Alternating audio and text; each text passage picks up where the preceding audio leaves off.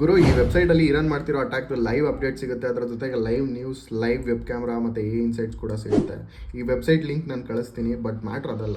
ಮೊನ್ನೆ ಆಗಿದ್ದ Iran attack ಅಲ್ಲಿ ಯುಎಸ್ ಅವರು ಕ್ಲಾಡ್ ಏನ ಯೂಸ್ ಮಾಡ್ಕೊಂಡಿದ್ದಾರೆ. ವಾರ್ ಝೋನ್ ಅಲ್ಲಿ satellite images, drone report, signal intersection ಮತ್ತೆ ಹಾಗೆ ಪಾಸಿಬಲ್ ಥ್ರೆಟ್ಸ್ ನ ಡಿಟೆಕ್ಟ್ ಮಾಡಕ್ಕೆ ಈ ಮಾಡೆಲ್ಸ್ ಬಹಳ ಹೆಲ್ಪ್ ಮಾಡುತ್ತೆ. ಈಗ ನೀವು ಕೇಳಬಹುದು, ಅಲ್ಲಾಗವರು ರೀಸೆಂಟ್ ಆಗಿ ತಾನೇ ಆಂಥ್ರೋಪಿಕ್ ಅವ್ರದ್ದು ಮತ್ತೆ ಯುಎಸ್ ಡಿಫೆನ್ಸ್ ಸಿಸ್ಟಮ್ದು ಅಗ್ರಿಮೆಂಟ್ ಕ್ಯಾನ್ಸಲ್ ಆಯ್ತು ಅಂತ.